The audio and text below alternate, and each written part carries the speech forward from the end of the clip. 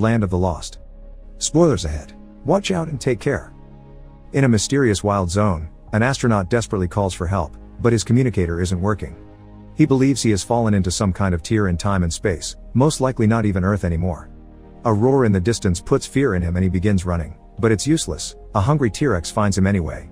Meanwhile on normal Earth, TV host Matt Lauer welcomes to his show his latest guest, pompous Dr. Rick Marshall. Rick has been studying quantum paleontology, which is based on the theory of time warps and has taken $50 million of research. He's even written a book about it, and now he's asking for more funds. Matt of course finds the idea of parallel dimensions laughable, and he points out every important scientist in the field calls it nonsense, which angers Rick and makes him leave the studio. But he comes back when he hears Matt say he's out of his mind, intending to fight him, only to be stopped by security. 3 years later, Rick is making a presentation on tachyons, subatomic particles that move so fast that they travel backward in time. He's designed a device, the tachyon amplifier, that should allow them to travel sideways in time to another dimension where past, present, and future all meet. Sadly, his audience doesn't care much. It's just a bunch of kids on a class field trip and they only have silly questions to ask. Giving talks for kids at a museum is the only job Rick could get after the incident on TV. But one person does seem interested in his research, doctoral candidate Holly Cantrell, who visits Rick and tells him he's brilliant. She thinks he should finish building the amplifier because his theories are right, and to prove it, she takes out an ancient fossil with an imprint of a modern lighter. She found it in the desert, surrounded by crystals that radiate tachyon energy, like the one she's wearing on her necklace.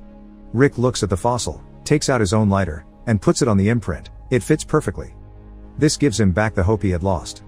The next day, Holly comes back to check on him again and finds him waking up from a food coma. He stayed up working until very late, but he did it. He finished the tachyon amplifier, which he built using some household objects, so it has some leftover data from the drive like silly songs. He hasn't been brave enough to test it yet though, so Holly takes him to the desert where she found the fossil. The problem is, the cave she used to explore has become a tourist attraction, so they must pay gift shop owner Will Stanton to take them there in his raft. The cave has been decorated to make it look spooky, but Rick and Holly don't care about the made-up myths Will is trying to tell them. There's a strong tachyon reading in his cave, so Rick turns on the amplifier, which falls into the water when an earthquake suddenly begins. The waters under them get more aggressive and the raft is pushed to the back of the cave, which has magically become deeper and glowing. The trio falls into a water vortex at the end of the ride. This vortex turns out to be a time warp that takes them to the land of the lost where past, present, and future collide, just like Rick had theorized. They're on a big desert surrounded by miscellaneous things that have fallen there, from random doors to a Viking ship. The only issue is that they've lost the amplifier, so they must find it if they want to return home. A sudden noise alerts them of a presence nearby, so they go investigate. They find two advanced primate creatures about to sacrifice a third, so the trio decides to cut in to rescue him.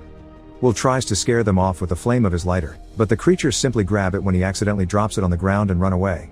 Since she's studied primitive languages, Holly approaches the third creature to show him their friends, and they learn his name is Chaka. Rick tries to check Chaka's wounded ankle, but this makes him freak out and run, so the trio goes after him. They end up falling into a hidden sandpit that takes them to an underground cave filled with bones.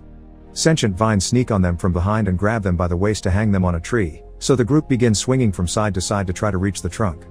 A T-Rex appears on the opposite side and tries to eat them, but because of the swinging, he misses them and chomps on the vines instead. This frees the group and makes them fall to the ground, where they immediately start running away into the jungle, where they stop to take a picture of the T-Rex for proof before making their way into a mountain. Chaka has crossed a bridge and is trying to destroy it to stop the dinosaur from following him, so the trio must run extra quickly so they aren't left behind. They cross to the other side just in time, and when the T-Rex sees how narrow the bridge is, it decides the risk isn't worthy and leaves. It changes its mind however, when it hears Rick say its brain is the size of a walnut, so it turns around and jumps over the gap to go after them again. The group begins running once more and enters a different cave with an entrance too small for the T-Rex to go through, so this time it gives up for good. Will is sure the dinosaur has been looking specifically at Rick, and Holly decides to call it Grumpy.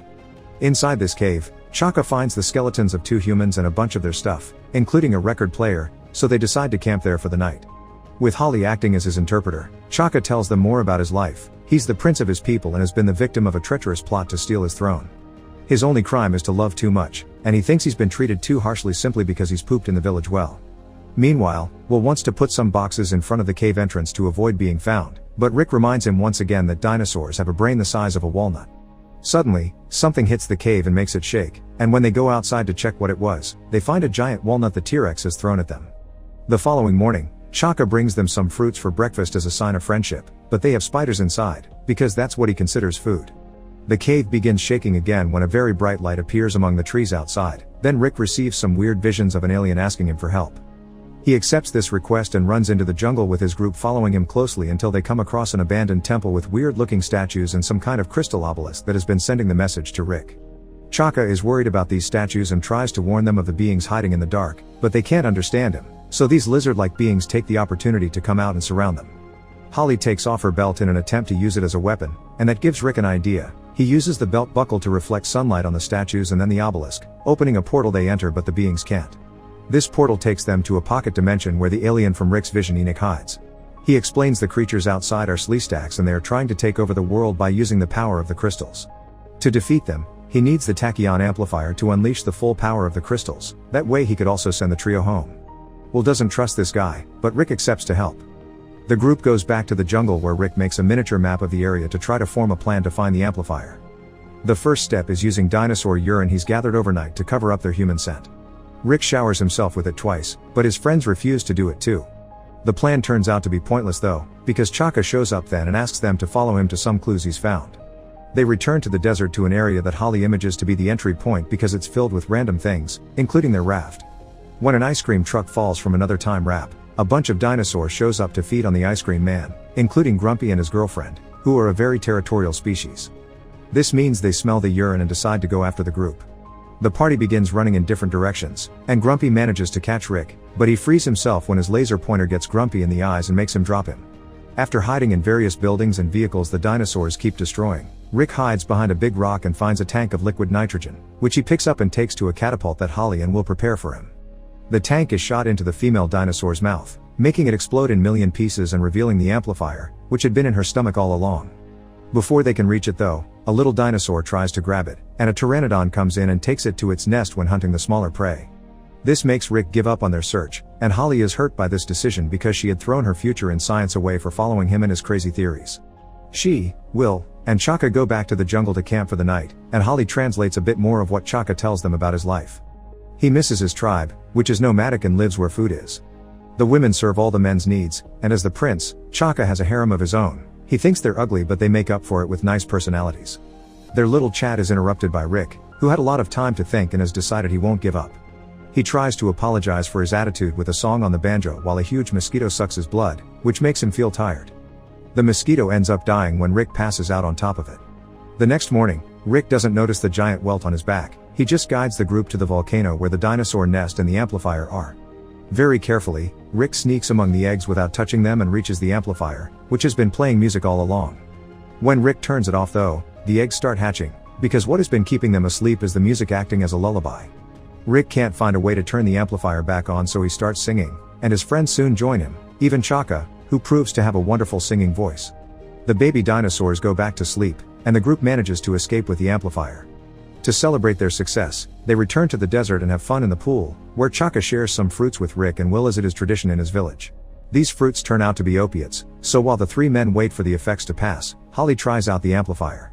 It makes another crystal obelisk appear in the middle of the desert, and she enters it to find a cave inside with dinosaur eggs, so she keeps one. There is also a hologram with a message from the natives with a warning. Enoch is actually the bad guy and he's trying to get the power of the crystals for himself. Before Holly can run back to tell her friends though, she's captured by a Sleestak. Meanwhile, the men fall asleep after eating a giant crab that fell in a hot spring and got boiled. The following morning, they discover Holly is gone, so Rick sends Chaka on a mission while he and Will explore the obelisk cave. There are Sleestaks guards around taking a break to shed, so the men steal their shed skins to put them on and pretend to be Sleestaks too. They follow the creatures to the temple where Holly is in a cage about to be lowered in lava for having helped Enoch, so now Rick and Will know the truth as well. The Sleestaks want to capture them too, so Rick jumps on Holly's cage and begins swinging it from side to side to hit each creature and push them into the lava. The two of them jump out of the cage before it falls and they kiss, then Holly tells them to hurry up and leave before Enoch finds them. There's a little problem though, they had already sent Chaka to get him. Enoch appears then with an army of Sleestaks he's mind controlling with a crystal of his own and steals the amplifier before making Grumpy appear to take care of them. Rick decides he mustn't run anymore, so after sending Holly away for her own safety, he confronts the T-Rex. He tries to use some of the fireworks Will had in his pocket, but they don't work, so he throws them away together with his lighter, which creates the fossil Holly found. Next, he uses a staff the Sleestak priest had been holding to try a pole vault, but Grumpy simply swallows him when he's in the middle of the air. Since Rick was his only goal, Grumpy ignores the others and leaves, so now the Sleestaks return to the temple. Enoch enters the obelisk and begins working the amplifier on the crystals while the group tries to fight off the Sleestaks, but there are too many of them. Suddenly, some powerful help arrives. It's Rick riding on Grumpy, who easily defeats all the enemies that surround them. Holly and Will want to know how he's alive, so Rick tells them Grumpy pooped him out, and when he was making his way out, he dislodged some intestinal blockage. Grumpy is thankful for that, so the two of them are now friends. The group enters the obelisk portal and finds Enoch, who has already opened a time wrap to Earth. Rick jumps on him and wrestles him on the ground, but when Will tries to help, he tilts the crystal tray and makes one fall, shattering it. This causes the door to close, so Rick thinks quickly and grabs Holly's crystal necklace to replace the one that broke. The door opens again, so Rick and Holly rush towards it to escape, but Enoch grabs Will and prevents him from doing the same.